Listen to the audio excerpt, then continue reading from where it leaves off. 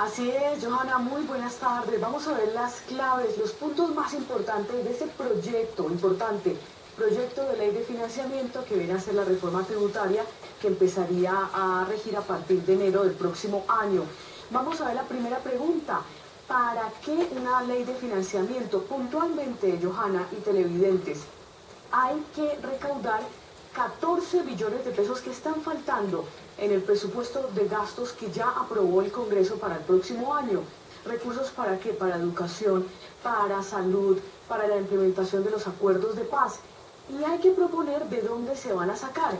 El primer punto, y tal vez el más polémico, lo vamos a ver, el IVA, el impuesto al valor agregado.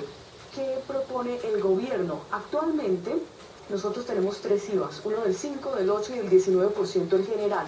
La idea es unificar esas tasas, que no sea del 19%, sino bajarlo al 18%, pero ampliarlo a más productos de la canasta familiar, excepto medicamentos, salud, servicios públicos, educación y transporte. Y la idea o la propuesta es que baje también al 17% en el 2021. Y aquí hay un punto muy importante en el IVA, y es que se propone devolver ese impuesto a los más pobres, a los hogares más pobres. ¿Cómo sería la devolución? Con un giro o un cobro por ventanilla de manera anticipada de 51.300 pesos. Eso lo vamos a ver un poquitico más adelante. Déjenme contarles otro punto clave de este proyecto. Renta a las empresas. La propuesta es que baje del actual 33% a un 30%. Eso es lo que propone el gobierno. Vamos a ver qué decide el Congreso. Siguiente punto. Aquí en las empresas bajaría, pero personas naturales subiría. ¿Por qué? ¿O a quiénes exactamente? A las personas que ganen más de 35 millones de pesos al mes les subiría el impuesto a la renta. Vamos a ver el siguiente punto. Exención naranja. ¿Qué es la economía naranja? Todos los negocios relacionados con la cultura, el entretenimiento, las artes escénicas. La propuesta es que no paguen renta en los primeros 5 años del emprendimiento. Y finalmente vamos a ver la DIAN. La idea es darle como más herramientas a esa entidad para evitar la evasión de impuestos. Entonces se propone aumentar el personal, por ejemplo, y también actualizar todos los sistemas de tecnología y simplificar los trámites. Permítanme devolverme aquí al punto del IVA. Les estaba contando que la propuesta es que se devuelva ese pago del IVA a los hogares más pobres. Les vamos a explicar en el siguiente informe exactamente cómo se haría. Una de las estrategias del gobierno para superar el déficit fiscal que atraviesa la economía nacional es que la mayoría de los productos de la canasta familiar serían gravados. Sin embargo, uno de los puntos de la ley de financiamiento establece que los hogares colombianos de más bajos recursos recibirían 51.300 pesos mensuales por anticipado como devolución del IVA que pagan en sus compras. Los beneficiados por la iniciativa serían 4.3 millones de familias en todo el país que tienen ingresos mensuales inferiores al salario mínimo, que se ubica en 781.242 pesos mensuales. También se tendrá en cuenta el puntaje del Sisbén para poder recibir la compensación económica. El reembolso tendrá como base los programas sociales como Familias en Acción, Jóvenes en Acción y Adulto Mayor, que ya son entregados por el gobierno nacional. Hola mi gente y bienvenidos a CNN Dinero. Te saluda David Servia. ¿Lista? ¿Listo? Comenzamos. El gobierno de la primera economía del mundo sale a pedir plata. El interés sigue subiendo. El Fondo Monetario Internacional baja proyección de crecimiento. ¿Está comenzando la curva de desaceleración económica? Lo discutimos. Para eso me voy con Alberto Bernal, director de investigación de XP Security. Alberto, como siempre, un gusto tenerte en el programa. Mira, tengo que el Tesoro de los Estados Unidos va a emitir 230.000 millones de dólares comenzando este martes. Estamos hablando desde letras del Tesoro a corto plazo hasta los 30 años. Son 230.000 millones de dólares. Ok, una economía de billones de dólares es un monto relativamente pequeño, pero no deja de ser interesante teniendo en cuenta cómo el déficit ha ido aumentando, el CBO ya dando señales de preocupación. Tienes que la curva de rendimiento cada vez está siendo más flat. Tienes que Treasury a 10 años, que, no sé, que se usa de referencia, llegó el viernes a 3,23%. Hubo unos eventos hoy en el mercado del Tesoro que también llamaron la atención. Yo te pregunto, cuando tú ves todo esto y el Fondo Monetario Internacional ya bajando las proyecciones de crecimiento económico mundial, en gran parte por el tema de esta guerra comercial entre China y Estados Unidos, este tema de proteccionismo. Estas no son señales claras de que, tomando en cuenta el mercado de renta fija, nos está dando señales de que, señores, ya estamos llegando, empezando la curva de desaceleración económica, hay que prepararse. Hola Xavier, y pues mira, yo además te añadiría una cuestión que a mí sinceramente me preocupa porque creo que es importante tener en cuenta esto. Uno de los mayores compradores de deuda de Estados Unidos, por ejemplo, son los países europeos, Japón, China, etcétera, etcétera. Y cuando tú estás en una tónica como la que está en la Casa Blanca de básicamente de comenzar a pelear con todo el mundo por la cuestión de comercio, pues se le quita un incentivo brutal a un país como por ejemplo como China de comprar tus bonos. Entonces pues China yo creo que mira hoy en día y dice un momentico, a ver, existe la posibilidad de que Estados Unidos me ponga tarifas del 25%, perdón, aranceles del 25% en mis exportaciones a Estados Unidos el 1 de enero, que sería una tasa brutal que afectaría claramente todas las industrias de China. ¿Y vas a esperar que yo te siga financiando tu déficit fiscal para que tú puedas seguir siendo irresponsable fiscalmente? Pues tal vez no. Entonces yo creo que gran parte del movimiento que hemos estado viendo al alza de tasa de interés tiene que ver con el hecho de que hay hoy en día una astringencia importante de comprador final de bonos norteamericanos y por eso es que el precio de los bonos ha caído, que es lo mismo que decir la tasa de interés ha subido. Ahora, ¿dónde se pone esto complicado para el consumidor de Estados Unidos, Xavier? Pues en el hecho de que cuando sube la tasa del bono de 10 años, sube la tasa de la hipoteca, sube la tasa del carrito que tienen las personas, sube la tasa de la tarjeta de crédito, sube la tasa, en fin, de todas las obligaciones que se pueden pedir en el mercado y por lo tanto se comienza a afectar el bolsillo del consumidor. Entonces, que las tasas de interés suban, por definición, es una mala noticia para la economía de Estados Unidos. Por aquí no hay nada bueno, Xavier. Hay gente que dice que esto es bueno porque normaliza la curva de rendimientos. No, para nada. Esto lo que hace es disminuir el crecimiento económico futuro y yo creo que lo que tú nombraste y que el Fondo Monetario Internacional nombra hoy está atado a este evento, ¿no?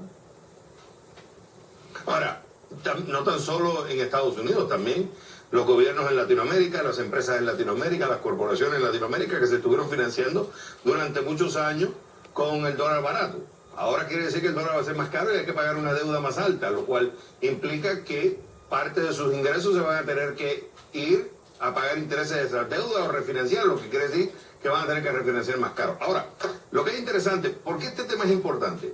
Yo he estado, por ejemplo, Ray Dalio, que lo he estado leyendo con el tema este de cómo prevenir, cómo estar preparado para la siguiente crisis.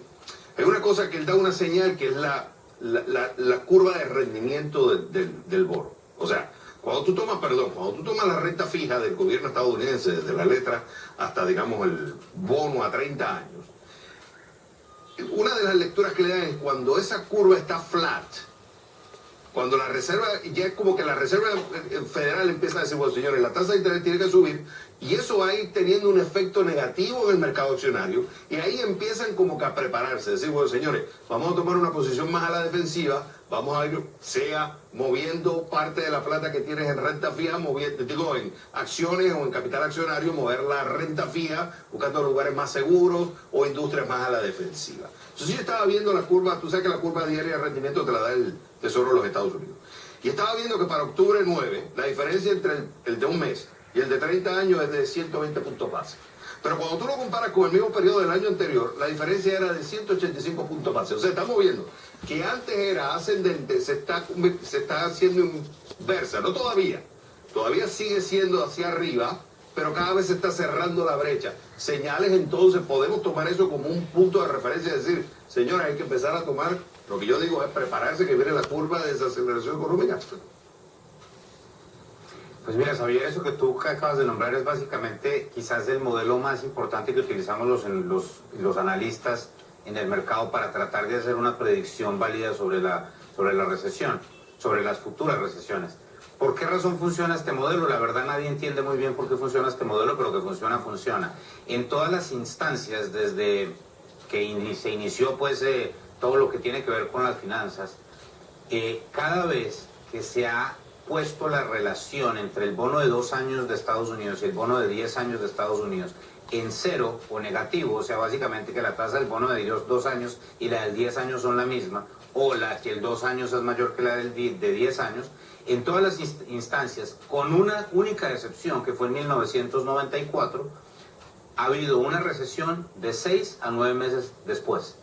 Esto sucedió en el 2007, en agosto del 2007, me acuerdo perfectamente porque yo estaba dando una conferencia en México en el momento en el cual se invirtió la curva de rendimientos en el 2007 y Alberto Bernal no le quiso poner suficiente atención a eso y me equivoqué brutalmente en mi predicción, porque yo dije que en esta ocasión se iba a aparecer al 94 y no va a haber una recesión, y pues mira, 9 meses después Bear Stearns está quebrado. Entonces es muy importante lo que tú acabas de nombrar, porque son esas cosas que nos da el mercado para poder predecir lo que se nos viene adelante. Y yo estoy totalmente de acuerdo contigo. Yo estoy enfocado muy claramente, pues, de las principales gráficas que uso yo con mis clientes, es esa que tú acabas de nombrar, para tratar de decir algo inteligente sobre qué se viene en la economía. Porque la otra cosa que tenemos que tener en cuenta, Xavier, es que no hay euforia que dure 100 años, ni mal que dure 100 años. La vida es un ciclo, llevamos ya 10 años de crecimiento muy fuerte, muy robusto de la economía, y pues los ciclos no son eternos, y eventualmente vamos a tener que entrar a un ajuste económico otra vez, y pues ese modelo que tú acabas de nombrar es el que nos va a dar una predicción bastante certera de cuándo se nos va a venir ese evento. Y yo pienso que ese es un evento del 2020. Y Alberto, y hay que aunar otro problema, que es el crecimiento en el precio del petróleo. Y eso es lo que voy a discutir la segunda parte con Jorge Piñón.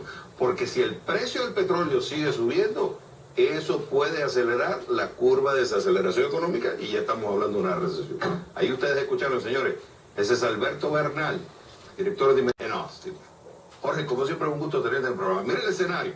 Tienes el tema de los enfrentamientos comerciales entre China y Estados Unidos, que poco a poco se van poniendo más calientes.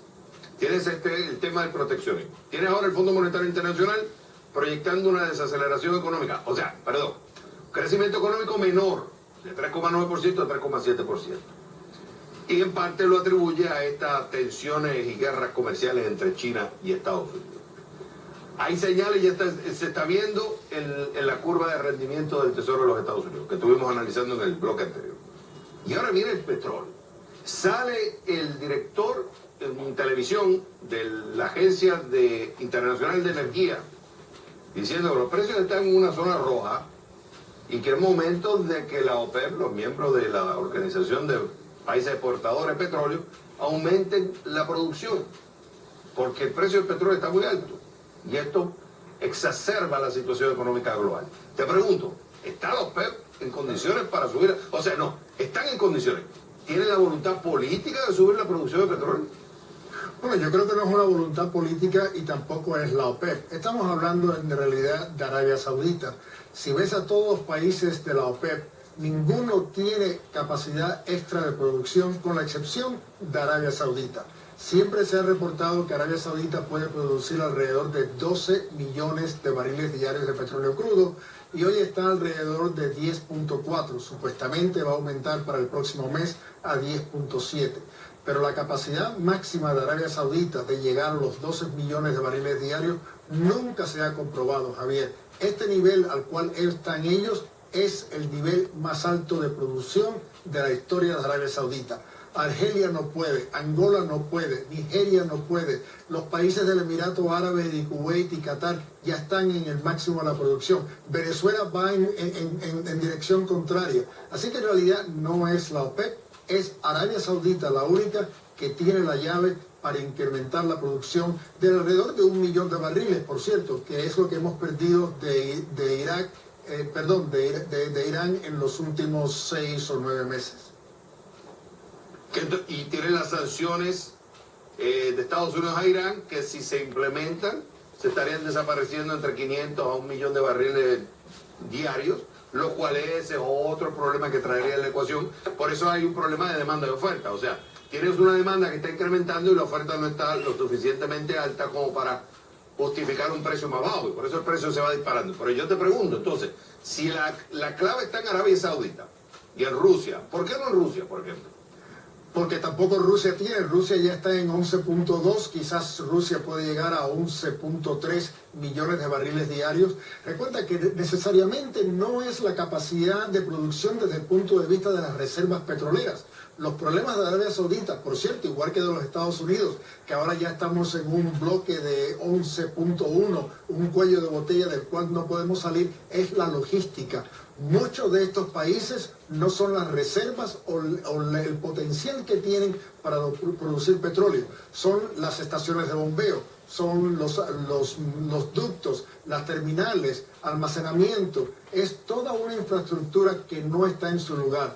Yo dudo que el millón de barriles diarios que ya hemos visto perder de Irán comenzó el año alrededor de 2.5 de exportación, en septiembre estaba a 1.6, se rumora, Javier, que ya está en el millón de barriles diarios solamente de exportación, así que hay un déficit, hay un vacío de por lo menos ya 1 millón de barriles. Ese millón de barriles del único país que puede salir es Arabia Saudita. Rusia no tiene la capacidad, Estados Unidos tiene un cuello de botella hoy en día en Texas, una vez más, por la falta de capacidad en los ductos para sacar petróleo hacia, por ejemplo, el puerto de Corpus Christi para exportar. Así que Arabia Saudita es la clave. También la clave es Donald Trump. Recuerda que tenemos unas elecciones cercanas, el precio de la gasolina se está acercando a los $3 el galón. No te sorprendas si Donald Trump hace algunas excepciones a estas sanciones, solamente para parar este aumento del precio del petróleo o del precio de la gasolina que le va a dar un impacto a él negativo en las próximas elecciones de noviembre. Ok, tú tienes el Brent que está cerca de $85 al barril. Aquí estoy viendo que el West Texas Intermediate cerró en 74,71. Estamos hablando para mercado futuro. Ahora, esto no es bueno, porque si ya tú tienes un precio que ya está por encima, o sea, tienes el Brent en los 85, que es el que más se usa de referencia en el mundo. Si eso sigue subiendo, en un momento donde tú tienes una economía que tiene las dos potencias en este enfrentamiento comercial, que se va escalando en áreas también, tensiones diplomáticas, políticas, esto no es bueno que este precio siga subiendo. Así es, y recuerda también que todos estos países que son los importadores netos de petróleo, como China, India, la Unión Europea, Japón, Corea, también compran el petróleo en dólar.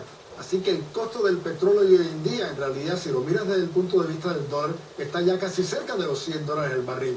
No es buena noticia para las economías emergentes y hasta para la misma economía de los Estados Unidos llegar a un nivel de $100 el barril. Yo creo que ese nivel, no va a llegar. Yo creo que Arabia Saudita va a aumentar la producción, no a los 12, pero sí lo vamos a ver alrededor de los 11 millones de barriles diarios de producción. Y yo creo que vamos a ver el presidente Trump, o la administración del presidente Trump, de una forma u otra, hacer un cambio en las sanciones para permitir que un poco más de petróleo salga de Irán, principalmente para Europa. Recuerda que los principales importadores de crudo iraní es China número 1, India número 2 y la Unión Europea es número 3. Turquía es el único país que quizás se le enfrenta a la administración de Trump. Pero Italia, Francia y España, que son los principales importadores europeos, esos sí van a seguir las sanciones que pone la administración americana contra Irán. Me quedan 40 segundos. Entonces, Jorge, si Arabia Saudita, según tu hipótesis, Arabia Saudita aumenta la producción y Estados Unidos, Donald Trump decide aliviar las sanciones que, si no me equivoco, se aplicarían en diciembre, alivia las sanciones, digamos, no obliga a Irán a cortar de una vez por todas la exportación de petróleo, teniendo esas dos variables ayudaría entonces a minorar el precio del petróleo porque entraría una oferta mayor de petróleo en el mercado. ¿Qué puede hacer que eso no suceda? Bueno, recuerden, estamos hoy en un balance de petróleo, es decir, la oferta está alrededor casi de los 100 millones de barriles diarios y también la demanda está más o menos en los 100 millones de barriles diarios y hay suficiente petróleo en el A los municipios de los bonos de agua que él estructuró como ministro del gobierno Uribe. Así lo declaró a Noticias 1 el exalcalde de Cali, Jorge Iván Ospina. Juliana Ramírez. ¿Cómo fue esa reunión con Carrasquilla? Fue una reunión formal, digamos técnica, una reunión donde nos mostraron cuáles podrían ser los ingresos futuros. Jorge Iván Ospina, alcalde de Cali en el periodo 2008-2011, aseguró que lo citaron en la sede de la empresa Configura del hoy ministro de Hacienda Alberto Carrasquilla para proponerle el negocio de los bonos de agua. Nos convocaron a quienes éramos alcaldes en ejercicio a una oficina en la 72 en Bogotá, en la avenida Chile. Aunque Cali no hace parte de los 5 municipios del Valle del Cauca que ignoraron por 19 años sus recursos, Jorge Iván Ospina tiene claro cómo hacía Carrasquilla para persuadir a los ordenadores del gasto. No entendí la pregunta del intermediario.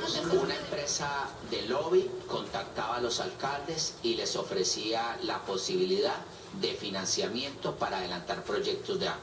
2. Los alcaldes eran convocados a una oficina en Bogotá donde se les hacía una evaluación de mediano plazo de las posibilidades de su municipio. Luego se les daban una ruta a los alcaldes con instrucciones del paso a paso de cómo comprometer sus recursos futuros. Cómo tenía que tener la aprobación del Consejo Municipal, cómo tendría que tener un tipo de proyecto para ser adelantado. Cuando el entonces alcalde Ospina analizó las condiciones del endeudamiento, decidió desistir porque no entendía el porqué de unas tasas tan altas cuando el pago estaba garantizado directamente por el Estado. La alcaldía de Cali, de todas formas, como ciudad grande, tiene un departamento técnico y financiero fuerte y robusto. Seguramente para alcaldes de municipios pequeños y medianos, al no tener ese talento humano que les haga evaluaciones de mediano y largo plazo, fácilmente caen en la idea. Los 5 municipios del Valle del Cauca que se endeudaron con los bonos de agua, con los bonos Carrasquilla, comprometieron recursos del Sistema General de Participaciones por 17.000 millones de pesos.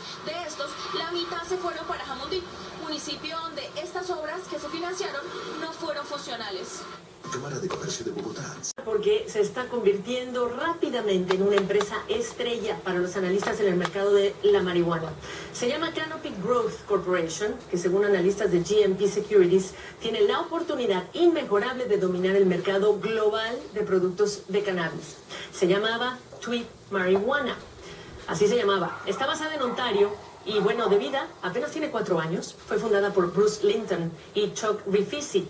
Linton cuenta en entrevistas con la prensa canadiense que en el año 2012 leyó en un diario sobre el plan del entonces primer ministro Stephen Harper de establecer un sistema regulado para el consumo de marihuana con fines medicinales. Linton se acercó al entonces presidente financiero del Partido Liberal, hicieron equipo y comenzó la historia. Una historia repleta de momentos importantes y eventos definitorios cuando, por ejemplo, el próximo 17 de octubre en Canadá se permitirá el consumo de marihuana con fines recreativos. Claro que se puede hablar de potencial dominio de este mercado con unos 5.000 millones de dólares en tus arcas, si eres una empresa.